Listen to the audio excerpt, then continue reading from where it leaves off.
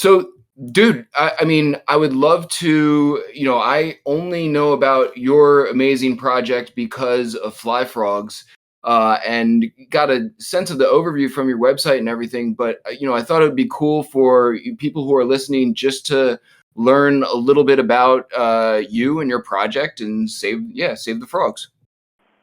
All right. Yeah. So it's good to be here. And first off, a huge thank you to Fly Frogs founders and community for sending over 8 ETH, 8 ethers. That's about $32,000, which is significant. And that's actually the second largest donation in our history. And let me first confirm you're hearing me still come through. Sounds great, dude. Yes, you're right on point. All right, good. Okay. Yeah, so I founded my name is Dr. Kerry Krieger. I founded Save the Frogs in 2008 as the world's first and only public charity dedicated exclusively to protecting amphibians. Our mission is to protect amphibian populations and to promote a society that respects and appreciates nature and wildlife. So I didn't have any frog fascination growing up, though I did grow up on a good amount of land and it was right next to a national park. So I spent a lot of time outside. I would occasionally see frogs. I did like hanging out.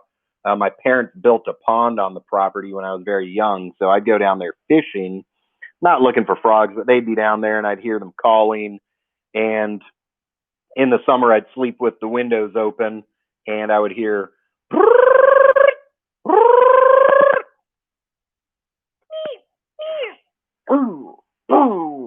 here's some various frogs: gray tree frogs, spring peepers, green frogs, bullfrogs. Now I know there's at least 7 species that hang out in the area of the pond. So maybe that went into my subconscious mind, and eventually, after spending several years, I studied mechanical engineering as an undergraduate. Never had much in the way of biology training, but I started spending a lot of time outside, hiking around, camping, traveling around the world, visiting national parks. I saw a lot of habitat destruction.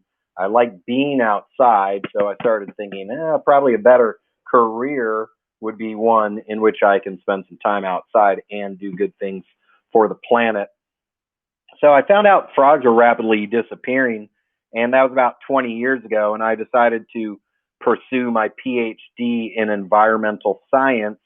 And I went to Australia and spent 4 years at Griffith University in Queensland, Australia, doing research on endangered amphibians, and specifically on a disease called chytridiomycosis that is wiping out amphibian populations around the world, especially in high mountain areas, because the fungus that causes chytridiomycosis, chytrid fungus, does best in cool places. So I got a good education about amphibians from my time in Australia. And when I finished up my PhD research, I realized that not a lot was being done to protect amphibians, especially outside of academia. And there were no public charities, nonprofits dedicated exclusively to amphibians. So I founded Save the Frogs. And let's see, yeah, we've been active for over 13 years. We've held at least 2,000 events around the world. We've got supporters in over 100 countries. And I personally have traveled to at least 20 different countries, giving presentations on amphibians and conducting amphibian conservation projects. And let's see, before I continue talking, I'll just make sure that you all still hear me and see if there are any specific questions. Yes, dude, your audio sounds great. If people have questions, feel free to drop them in the chat box, and I can do my best to relay them to Kerry. I'm just curious, man. Like, why? Like, we all love frogs, but like, can you just sort of speak to like why frogs and like amphibians specifically are like important to the overall ecosystem? Yeah. So a couple of questions is there's like, why do I focus on frogs? Why do I care about frogs? Why should other people care about frogs?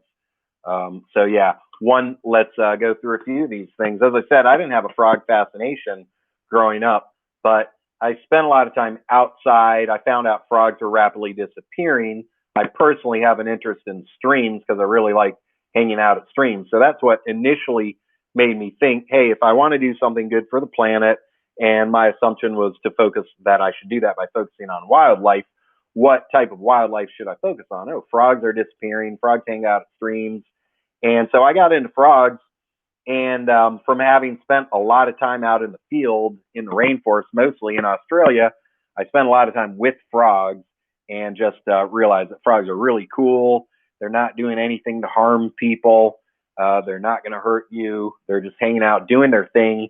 And I also like a lot of frog species. You'll only find them when you're far from civilization. So I have plenty of experiences with frogs calling out in the rainforest and just being in like perfect natural settings. So I associate frogs with that.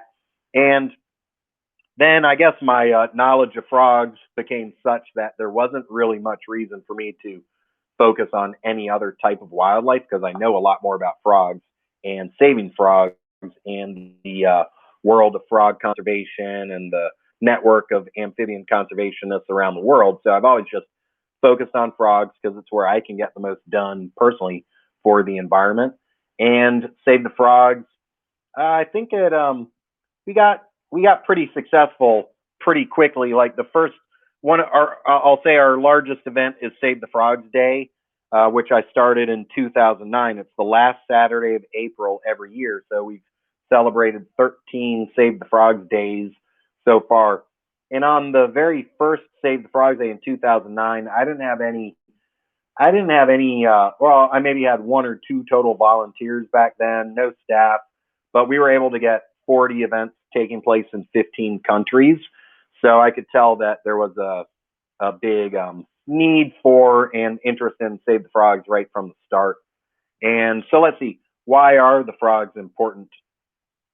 They're an integral part of the food web. So there's frogs are eating ticks, flies, mosquitoes that spread diseases that we don't want, diseases like dengue, malaria, West Nile virus.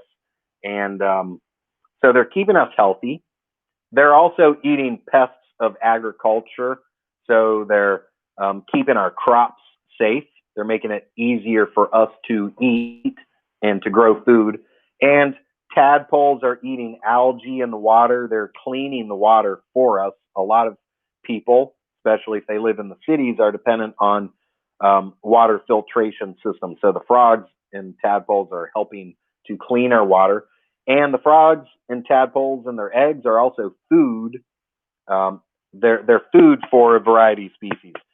Fish, birds, snakes, monkeys, dragonflies, beetles eat frogs and depend on them. So if frogs disappear, other species will have trouble. I'll also clarify that we are called Save the Frogs, but we focus on amphibians in general, which are the frogs and toads, newts and salamanders, and the lesser known caecilians, the limbless amphibians.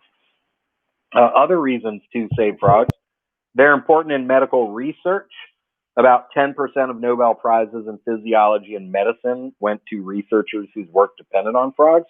So we get a lot of knowledge from frogs. And if a frog species disappears, then there goes any chance to benefit humans through the continued existence of that species. And last but not least, frogs are cool. That's probably why your whole community exists, because frogs are cool. People like frogs. That's why most of you are here today to hear this presentation. Kids like frogs. And I guess I'll add one more. Frogs have an inherent right to exist. They've been on the planet for hundreds of millions of years. And if humans are responsible for their disappearance, then we're also responsible for saving the frogs that remain. Actually, dude, that's a great segue to a question that popped up. Someone wanted to know, like, how specifically do you actually save frogs? And then, like, right after that, someone asked, do you have a favorite frog yourself, or a favorite type of frog?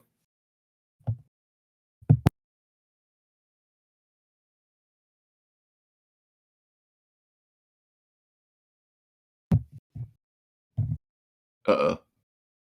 Did y'all hear me? Hi, can you hear me? Oh, okay. Now I can. Yeah, man. Did you hear what I said? Yeah, I did. So, do Okay, I cool. have a favorite frog, and what does Save the Frogs do? So, Yeah. first off, Yes. yeah, I have a favorite frog. It's the southern orange-eyed tree frog. That's Latoria chloris from Queensland and New South Wales, Australia. Good vibes, Pangu. I'm guessing you're out there in that part of the world, so maybe you'll have seen them. And if you haven't, then you should go up to maybe Springbrook National Park and go looking for them on a wet night. So let's see. Say the name again, man. I'm Yeah. gonna try and pull up a link real quick. Can you say the Okay. name of Well, the plugin? Shreve just posted a photo. Oh, I right don't on. know if that's the Latoria chloris. It might be, or maybe it's very close relative Latoria grassolenta. It's hard to tell from that one photo. It looks more like Latoria grassolenta. I don't know all frogs that well, but I spent a lot of time out in the Australian rainforest, so those ones I am familiar with. So let's see. Yeah, the southern orange-eyed tree frog. It's the frog on our logo, and let's see. Yeah, they're just. I mean, they got really cool orange eyes. They also have a really cool call, and they gather in large groups if you're lucky on a very rainy night out in the rainforest by the edges of waterfalls on the rocks. And so they make a very loud chorus, and they don't have much of an anti-predator response. So you can kind of get right up in their face and look at them and take some photos, and they're just really cool. And also because they're out there in the if you've ever been in the rainforest in the pouring rain, it is a very natural experience. So I just associate them with that. So I like them a lot. I think maybe after the southern orange-eyed tree frogs, as a group of frogs, I really like the glass frogs, which live in Latin America, and the males tend to hang out guarding the eggs, which are on the bottom side of a leaf, usually right above a stream. So the tadpoles will hatch and drop down into the water. And the glass frogs they're kind of translucent underneath, and they're just really cool looking.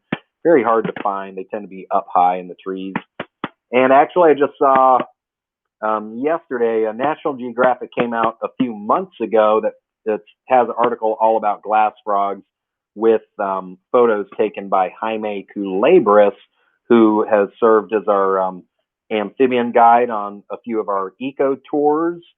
And yeah, so one thing we do is we lead eco tours. They're usually about 10 to 12 days, and we go out into amphibian habitats. We've led eco tours in Belize, Costa Rica, Ecuador, and Peru. And I'm going down to Costa Rica in about a week and a half. We have an eco tour. We still have some spaces left. So if you're a last minute kind of person and you don't have a boss telling you have to be at your desk in America or wherever you are, and you want to join us in Costa Rica, November 8th to 19th, we do have some spaces left. We'll also be going back to Costa Rica for a families eco tour in June 2022. And then we have an adults only eco tour in Costa Rica in July 2022. So if you want to go out into the rainforest and other amphibian habitats and visit lots of beautiful places, then let me know. And you can go to www.savethefrogs.com/eco tours. I'm putting that in there, and definitely check those out. They're really awesome. Yeah, so let's see. Other stuff. Yeah, we have a ton of stuff we do. And I think what I want to do the next time you guys are up to learn about frogs or save the frogs, when we get screen share figured out, or we can do it on Zoom. I have a presentation that goes through like most of our major projects that we do and have done. But yeah, as I said, our largest event or series of events is Save the Frogs Day. Happens the last the last Saturday of April every year. And for that, Save the Frogs staff, we will hold events ourselves, but mostly we're working on inspiring and empowering people wherever they are in the world to go out into their communities and do something beneficial for amphibians. Or if they can actually go out to amphibian habitat and restore habitat or something like that, that works too.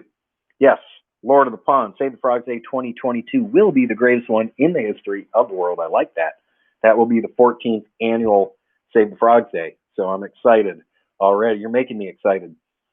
Dude, I think everyone's looking to get involved in Save the Frogs Day. Someone was chatting about it earlier. As soon as you had brought it up, they were like, "Oh my God, we got to get involved in Save the Frogs Day." It's like it's just too on brand for us, man. You know, we can't not be involved. Dude, a couple people had like similar questions in terms of what like we can do to help frog population. One person asking if there's anything we can do on our own properties to help the frog population or foster their health and growth. Someone saying what can we city frogs do to help? Are there certain things like making a koi pond but geared towards frogs? Everyone wants to help the frogs in their own way if possible. All right. Yeah, so I usually break this down into two different things. There's what can you personally, or what can the average person do to help frogs? And then what can you or the average person do to help save the frogs, the organization? So as far as stuff that everybody can do to save the frogs, I'm going to say your first thing is go to savethefrogs.com and you can start by surfing around. But if you want to get even more, so I'll say the first thing is to educate yourself. And the reason I have put thousands of hours into building the Save the Frogs website is so that people can educate themselves. And even more precisely, I'll say go to savethefrogs.com/academy. We have online courses. And when you go there, savethefrogs.com/academy, there will be a link there or a button at the top that says 28 days free. So go get your 28 days free full access to Save the Frogs Academy and just spend some time going through some of the lessons up there. We've got stuff that's specific to certain countries. If you're from one of those countries, you may be interested.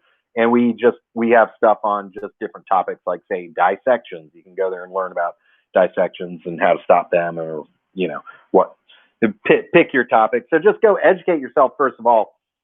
In there also, there's a course called Flyers, and it's just downloadable flyers that you can print out, post around town, or just grab the JPEGs and put them up online wherever to help spread the word. And one of those specifically is the How to Help flyer, and it's got a list of stuff, things such as reduce, reuse, recycle.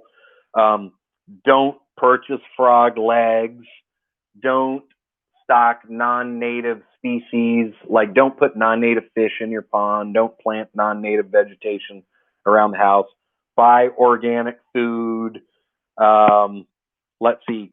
If you are a homeowner, then yes, Jack the Ribbit, that's true too. Don't smoke frogs, or any of the things that you hear people saying that you could do with the frog. Similar to that, you don't want to do that. Let's see. Lost my train of thought. Yeah, you can build a pond. If you are a homeowner, you don't need a lot of space. You can build a frog pond. It may depend what kind of frog species are in your neighborhood. But if you have a pond that's 3 feet across, a meter across, that can attract frogs. If you're in California and you've got a pond that's 3 feet wide, then it'll probably get Pacific course frogs if you're anywhere near the coast. So you don't need a lot of space to build a frog pond.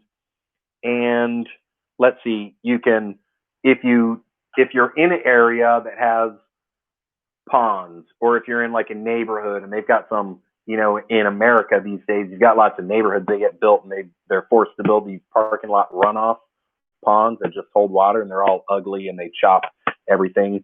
Maybe you can put some bushes around the edge, because frogs like ponds that have vegetation around them so they can hide in there, so that there's insects living in there. So maybe you can restore some habitat, plant some trees. So that stuff off the top of my head. If you all can think of ways to save the frogs that I missed, then definitely let me know. And I am going to find the link to our How to Help flyer. Actually, I'll just paste it in here. Let's see. There you go. Courses, flyers. Thank you. And let me put in this How to Help.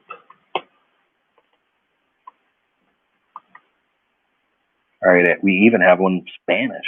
So, oh, that's a PDF. Let's see if that'll upload. I don't know.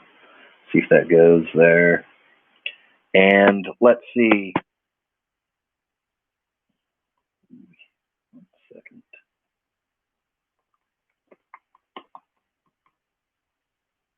All right, how to help flyer. Here it comes, a JPEG. Let's see what shows up here.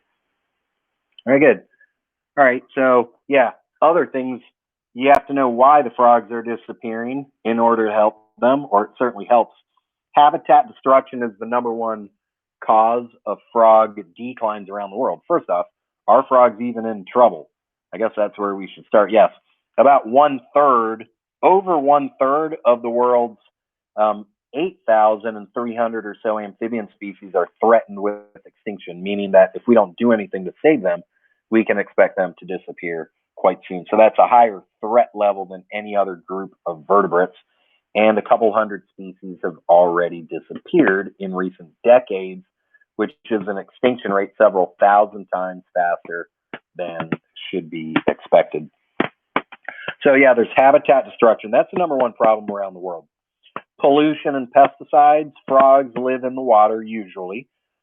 Gravity brings all the bad chemicals down to the water.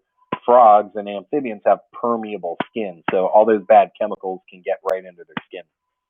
Global warming, climate change affects rainfall levels. A lot of frogs, they need their pond or they need moist soil to lay their eggs in. So if things dry out, they've got problems.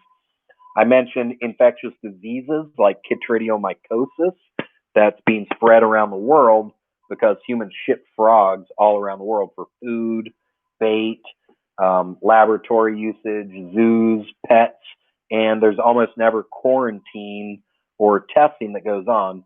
So, for example, in California, over 1 million infected frogs likely enter the state each year because the state allows non-native bullfrogs in by the millions. They're mostly used just for food.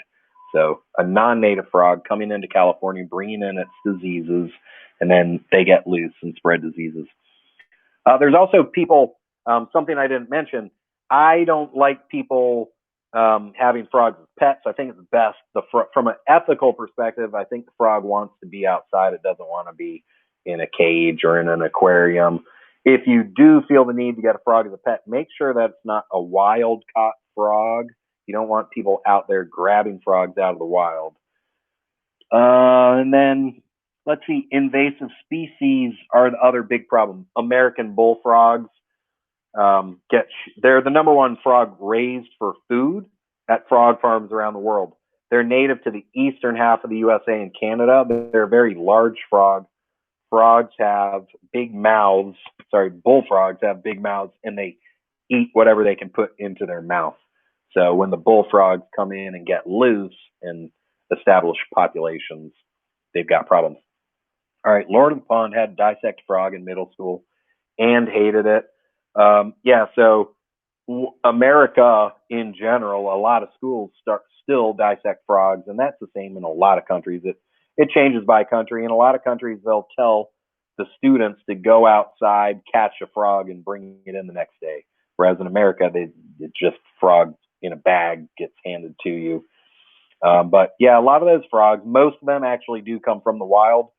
A lot of them come from Carolina Biological and other biological supply companies who, from my experience, give very little information on where the frogs come from, or even give false information on where they come from. Most of those frogs in America are northern leopard frogs, which have declined in numbers. And use that to segue into how do we, what other things to save the frogs do. I haven't talked much about what we do. One thing, we have an active grants program. We've given out over $100,000 in grants to amphibian conservationists around the world.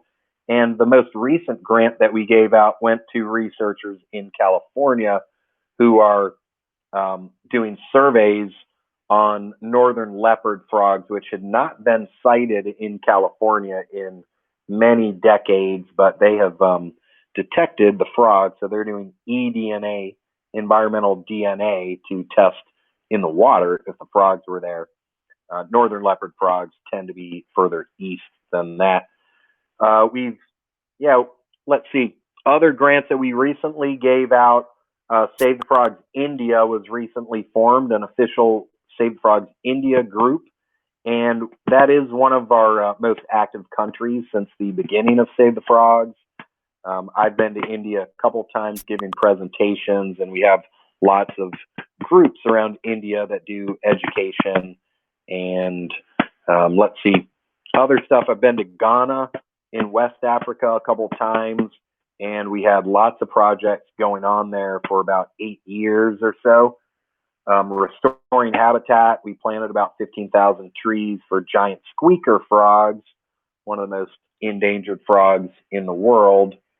And let's see, in the USA, I mentioned the bullfrogs. I've been on a governmental panel working on a way to get the American bullfrog problem fixed in California. The problem is, as I said, California issues permits so that people can import millions of American bullfrogs into the state. So that's actually our longest running campaign. I've been working on that since 2010 to try to get the state to stop. Why it's so difficult for them, I'm not sure.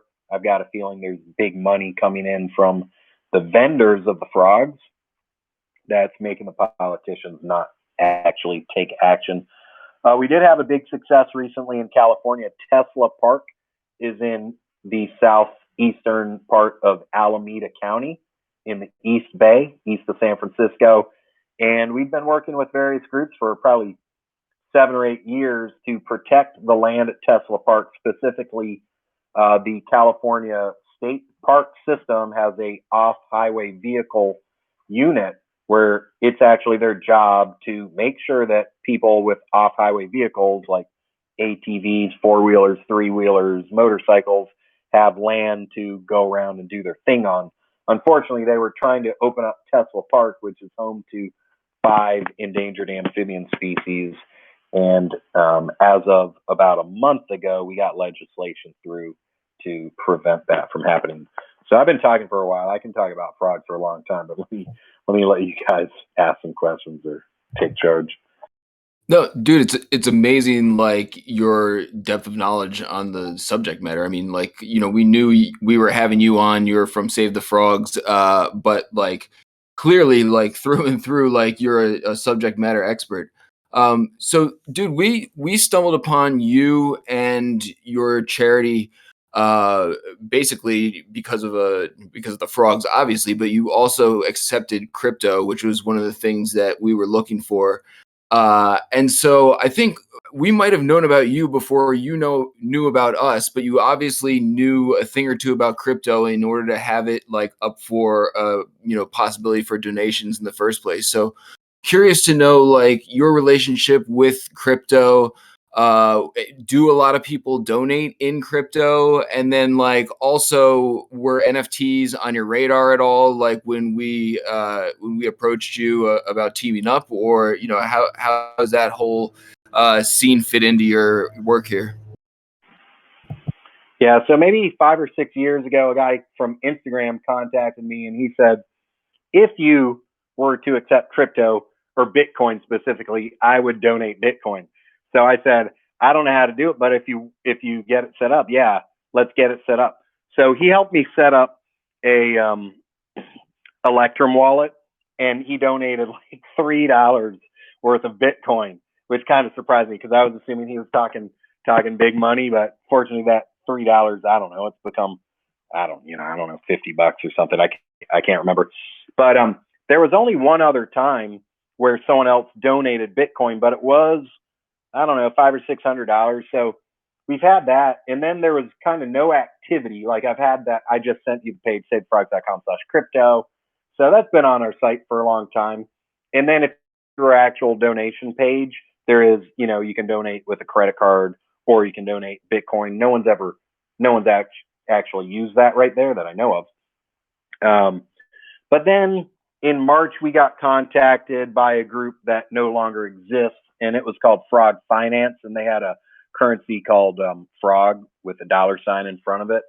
and then it went and became Frog V2. And if any of you know about that or invested in it, I'm sorry to hear that. And I thought it was a great community, but one of the there were 4 developers, and the only one I had never talked to, because I really liked the 3 I talked to. The one I never talked to, he did something and crashed. He stole the money and crashed the currency. I don't know how he did it, but all in one day, it was all gone. So that was unfortunate. But I did meet some good people who I still am in contact with. And sorry, make sure I'm still coming through. Yeah. So when that happened, I went through kind of another learning phase. I'll kind of like every few months I'll get way into learning stuff for a couple of days, and then the rest of life catches up and I got to focus on other stuff. But so yeah, that happened, and that was kind of unfortunate. And I went a few months where I didn't want to even hear the word crypto again. But then the day before you all contacted me, I got contacted by Froggy's NFT, another group, and they've got some cute frogs. And they said they wanted to donate, and I said that's cool with me, because that was different than the me accepting money is a lot easier. With the fraud finance, I was heavy promoting it. I had invested in it, and then it just disappeared. Whereas I was like, hey, you want to send some Ethereum? That's cool. And then the very next day, you guys contacted me, and I'm like, that's cool. And I can see that both of your communities are very active, which I like, because I like, not only do we get the donation, but then I get to spread the word to a new group of people, which I really like. And I know that I like the crypto communities because you guys are very technologically advanced, and Save the Frogs is fairly technologically advanced certainly as far as small nonprofits go. So I guess that's I know more about crypto than the average person on the street, but I'm definitely a crypto beginner. Until Froggy's contacted you, were NFTs on your radar at all? Like, had you been familiar with some people still aren't like totally even familiar of the concept, or that's even like a thing in the first place? Yeah, from Frog Finance back in March and April, their original plan was not just to be a currency, but to build a platform for NFTs. So that was the first time I ever heard of it. So I did, I started learning a little bit about it back then. And I guess probably like the average person in the street, people are kind of shocked at the fact that it's popular. I'll say, like, it's still to me like, hey, it's a JPEG. I can download the JPEG, but someone, will pay good money for the ownership of it. So yeah, it's been on my radar since March or April, but I hadn't been looking at, I heard the news of, I don't know, Banksy or whatever, or someone sold their tweet for who knows how much money. I heard that stuff, but until I saw the actual amount of money that was being, spent and traded, like looking at the OpenSea at the top where it says how much Ethereum or Ether has been traded, like, now I realize it's like, super, super popular and huge and really good for Save the Frogs. So Parity for All out there. I learned about NFTs because of Save the Frogs. So maybe Parity for All has heard about Save the Frogs before Fly Frogs, which is kind of cool. So a little bit of intermingling going on, hopefully. And a question comes through, do I have an NFT? I don't have an NFT. But when I heard about how much success Froggies and Fly Frogs had, I definitely, like, first few days, I was like, I need my own NFTs. But I know it's a lot of work, and I'm not the greatest artist of all, but yeah, I'd like an NFT. I would like a series of NFT. That would be cool, but that's not going to happen anytime too soon.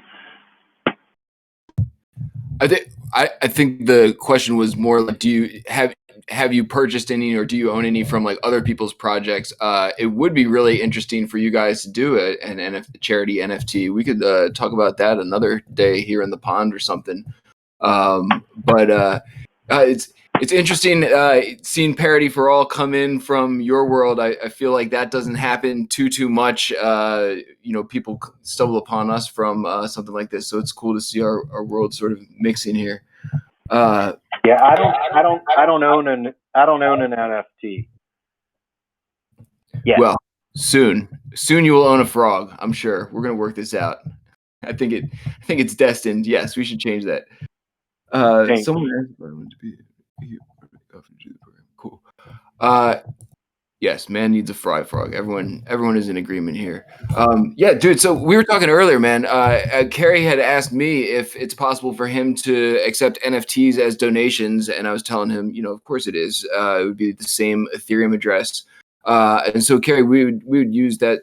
Well, maybe not your business one, but if you have a personal Ethereum address through MetaMask or whatever, it would be very easy for us, yes, to get him a frog and a tadpole. We're airdropping fly NFTs on our frog holders. So if you own a frog, if you held a frog yesterday, we took a snapshot of the blockchain, so we know everyone who owns a frog, they're all getting flies, and then these flies will be used in some way to create the tadpoles. So we have this whole like interesting pond ecosystem going here, man. That would be actually like really really awesome to like lean into your expertise and make it legit in terms of like the terminology and the types of the mechanisms that we're releasing, like mimic the ones in nature and stuff. A couple other people mentioned too, man, that it would be really cool for us to do like some sort of crossover collaborations. It's awesome to find like a charity that sort of like fits the mantra of what we're doing here, and also that you're like down to like get your hands dirty and like come hang out with us and talk frogs and stuff. Yeah, I'm happy to come back here anytime. As I said, I can talk about frogs for a long time, and especially once I get a screen share and can show you photos and stuff, then it'll be even better. Awesome, man. We should definitely do something like that. Yeah, we like Kerry. I agree. Does anyone have any questions? I want to be respectful of Kerry's time. We kept him almost 50 minutes now. I want to do this giveaway for the frog NFT, the Halloween frog. It's going to take me a second to figure out the bot commands. Kerry, actually, you figure that out. You figure it out. You get that started, and I'll ask one last question. Cool. Thank you, man. I'm a toy inventor, and I love kids and families. Can you just talk a little bit about how you get kids and families engaged with Save the Frogs? Yeah, definitely. So I've given about 430 presentations since I started Save the Frogs, and a lot of those have been at schools. So I've spent a lot of time going to schools. Those are everything pre-K up to university, and I find that kids are very open uh, to environmental conservation and to frogs in particular. I think a lot of parents, their kind of mind is made up. They're either environmental or they're not, maybe. But kids are definitely easy to get into frogs. And I made some frog calls today. Whenever I go to schools, one of the first things that I do is get the kids calling like frogs because it kind of loosens everybody up. So I like that. And then cool photos of frogs. And also, I have a presentation specifically on how kids can help frogs, and it's got pictures of some of our kids that have been active at Save the Frog through the years, so give them a bit of inspiration. So I'll say, let me sum it up. If you can make frog calls or get them, or even if you just play some recordings of frogs calling, that's good. You guys have really awesome frog art that I think kids would definitely like. Oh yeah, so the other thing I haven't mentioned, Save the Frogs art contest is actually it goes every year. It goes year round, but the cutoff date is November 1st for it to be included in this year's judging. And yeah, savethefrogs.com/art. So you have until November 1st at 11:59 p.m. Pacific time to submit some art if you want to be judged this year. And yeah, we've had over 20,000 entries. I'd say well over half of those are from kids and schools. There's a lot of teachers who get their schools doing frog art. So I think the art contest has been incredibly successful at getting teachers and students involved because they don't need to have any frog knowledge. They go to the savefrogs.com website, learn a few things, see some pictures, read the rules, drop some art, and we can tell in the art that we get that the kids learned a lot about frogs, ecology, threats to frogs. So yeah, I'll say get the kids doing some art is a good thing to do if you're a teacher, especially. And also, if any of you are teachers and have students and want me to give a presentation, probably over Zoom, then just let me know. And I'll say also, you can connect with Save the Frogs. We're on all the major social media channels at Save the Frogs: Pinterest, Instagram, Facebook, Twitter, and we have our own Discord server, savethefrogs.com/Discord. And if any of you are like Discord experts, I know all the basics of Discord, but I don't know much about getting the bots to do good stuff. And if any of you are really good at Discord and want to come over to Save the Frogs and just take a look and see if there's any simple things we can do to improve that, then that would be good. Okay, Discord's a nightmare, even if you're good at it. Well, it was today because I've never experienced anything making it so difficult to talk.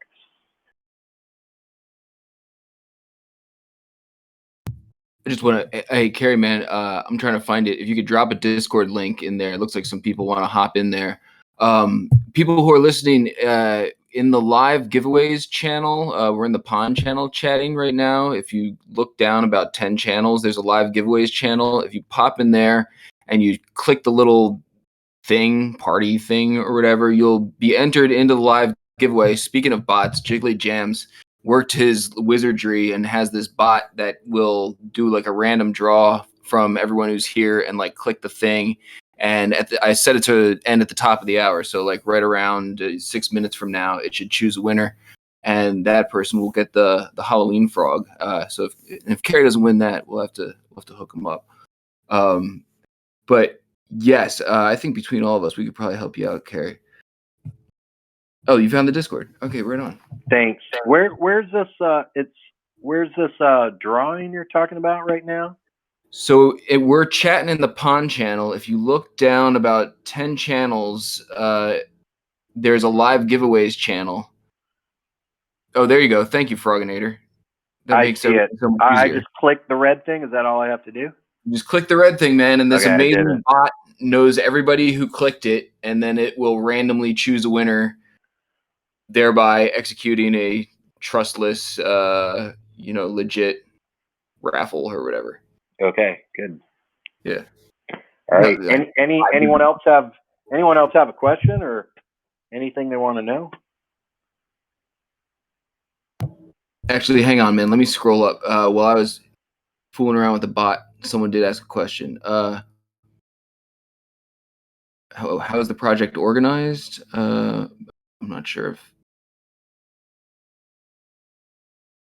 Any thoughts on slaying the Moloch? The Moloch?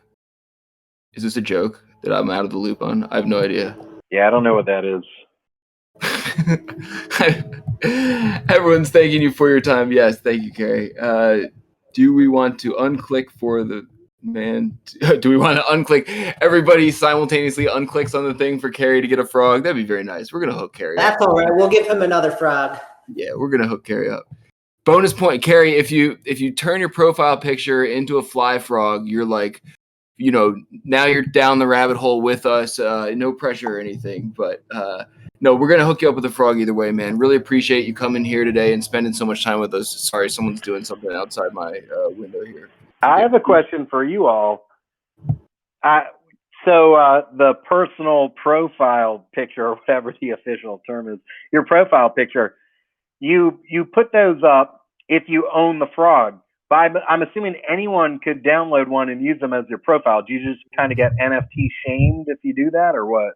Yes, exactly, man. It's extremely bad form. You get bad NFT points. Yeah, bad practice. Super shamed, canceled, 100%. Yeah, so that's the thing. You own your profile picture, and so it's sort of like a flex of you have this cool thing. And Twitter actually has profile picture verification coming, so you're actually going to be able to get like a little check mark or something verified from Twitter saying you own your profile picture. Yeah, man, that's the thing. That's the cool thing to do. We'll ease you in though, man. First, we'll get you a frog. Thank you. Eventually, Twitter. Yeah, cool. Yeah, well, dude, yo, thank you very much. This giveaway has a couple minutes left on it.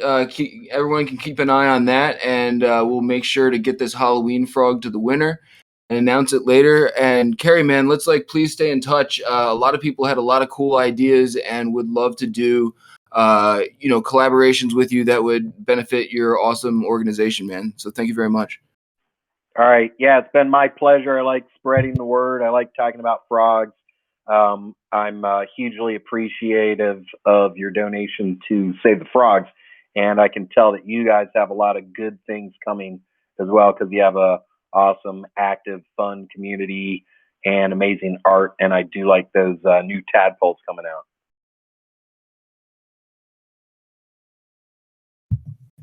Thank you, man. Thank you, everyone. Thanks for tuning in. Good luck in the giveaway. See you guys soon.